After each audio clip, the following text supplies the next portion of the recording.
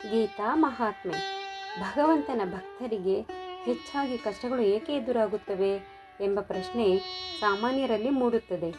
ಇದಕ್ಕೆ ಉತ್ತರವಾಗಿ 12ನೇ ಅಧ್ಯಾಯದ 5ನೇ ಶ್ಲೋಕದಲ್ಲಿ ಭಗವಂತನು ಹೀಗೆ ಹೇಳಿದ್ದಾನೆ: ಕ್ಲೇಶೋಧಿಕತರಸ್ತೇಷಾಂ ಅವ್ಯಕ್ತಾಸಕ್ತಚೇತಸಾ ಅವ್ಯಕ್ತಾ ಹಿ ಗತಿರ್ದುಃಖಂ ದೇಹವದ್ಭಿರವಾಪ್ಯತೆ. ಸಚ್ಚಿದಾನಂದ ಪರಬ್ರಹ್ಮನಲ್ಲಿ ಆಸಕ್ತನಾದ ಭಕ್ತನ ಸಾಧನೆಯ ಮಾರ್ಗವು ಕಠಿಣವಾಗಿರುವುದು. ದೇಹಾಭಿಮಾನವುಳ್ಳವನಿಗೆ ರಾಗ, ದ್ವೇಷ, ಕಾಮಾದಿ ಆಸೆಗಳನ್ನು ಬಿಡುವುದು ಒಂದು ಸವಾಲಾಗಿರುತ್ತದೆ. ಈ ಎಲ್ಲ ಕಷ್ಟಕರ ದಾರಿಯನ್ನು ದಾಟಿದ ಬಳಿಕ ನನ್ನ ಸನ್ನಿಧಾನವನ್ನು ಸೇರುವನು, ಅಂದರೆ ದೈವ ಸಾಕ್ಷಾತ್ಕಾರ ಸಾಧ್ಯ ಎಂದು ಭಗವಂತನು ಹೇಳುತ್ತಾನೆ. ರಾಕ್ಷಸ ಕುಲದಲ್ಲಿ ಹುಟ್ಟಿದ ಪ್ರಹ್ಲಾದನು ಶ್ರೀಮನ್ನಾರಾಯಣನ ಪರಮಭಕ್ತನಾಗಿ ನಾನಾ ಕಷ್ಟಗಳನ್ನು, ಶಿಕ್ಷೆಗಳನ್ನು ಅನುಭವಿಸಿದನು. ತಾಯಿಯಿಂದಲೇ ವಿಷಪ್ರಾಶನ ಮಾಡಿಸಲ್ಪಟ್ಟು, ದೈತ್ಯ ಆನೆಗಳಿಂದ ತುಳಿಸಲ್ಪಟ್ಟು, ಘಟಸರ್ಪಗಳಿಂದ ಕಚ್ಚಿಸಲ್ಪಟ್ಟನು.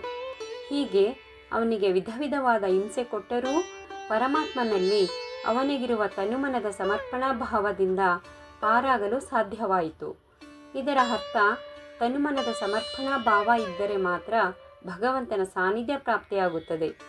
ಇಲ್ಲವಾದಲ್ಲಿ ಆತ ಎಷ್ಟೇ ಪ್ರಯತ್ನ ಪಟ್ಟರೂ ರಾಗ, ದ್ವೇಷ ಮತ್ತು ಅವನ ಸುತ್ತಮುತ್ತಲಿನ ಪರಿಸರವು ಮನೋನಿಗ್ರಹ ಸಾಧಿಸಲು ಬಿಡುವುದಿಲ್ಲ. ನಕಾರಾತ್ಮಕದ ಕಡೆಗೆ ಸೆಳೆಯುವ ಆತನ ಮನಸ್ಸು ಸದಾ ಇಲ್ಲ-ಸಲ್ಲದರ ಬಗ್ಗೆಯೇ ಯೋಚಿಸುವುದರಿಂದ ಸದ್ವಿಚಾರ, ಭಕ್ತಿಭಾವಗಳು ಬರಲಾರದು. ಭಾಗವತದಲ್ಲಿ ಹೇಳಿರುವಂತೆ ಅಸೂಯೆ, ಮೋಹ, ಸ್ತ್ರೀ ಸುಖ ಇತ್ಯಾದಿ ವಿಷಯ ವಾಸನೆಗಳು ಹಾಗೂ ಮನಸ್ಸನ್ನು ಆಕರ್ಷಿಸುವ ಈಗಿನ ಜೀವನ ಶೈಲಿಗಳು ಇವೆಲ್ಲವೂ ಮನಸ್ಸನ್ನು ದುರ್ಬಲವಾಗಿಸುತ್ತವೆ. ಇದರಿಂದ ಮನೋನಿಗ್ರಹವು ಕಷ್ಟ ಸಾಧ್ಯ. ಅಲ್ಲದೆ ಇದನ್ನೆಲ್ಲ ಮೆಟ್ಟಿ ನಿಂತು ಉಪಾಸನೆ ಮಾಡುವುದು ದೂರದ ಮಾತೆ ಎಂದು ಹೇಳಬಹುದು. ಹೀಗಾಗಿ ಶ್ರೀಕೃಷ್ಣನು ತಾನು ಕೇವಲ ದೇಹಧಾರಿ ಎಂಬ ಭಾವ ಇರುವವರಿಗೆ ಕಷ್ಟಗಳು ಮತ್ತು ದುಃಖಗಳು ಅಧಿಕವೇ ಎಂದು ಹೇಳಿದ್ದಾನೆ. ಈ ಎಲ್ಲದರ ಮಧ್ಯೆ ಭರವಸೆಯ ಬೆಳಕಾಗಿರುವ ಭಗವದ್ಗೀತೆಯು ಅನಗತ್ಯ ಯೋಚನೆಯ ಕಡೆಗೆ ಎಳೆಯುತ್ತಿರುವ ಮನಸ್ಸಿಗೆ ಲಗಾಮು ಇದ್ದಂತೆ.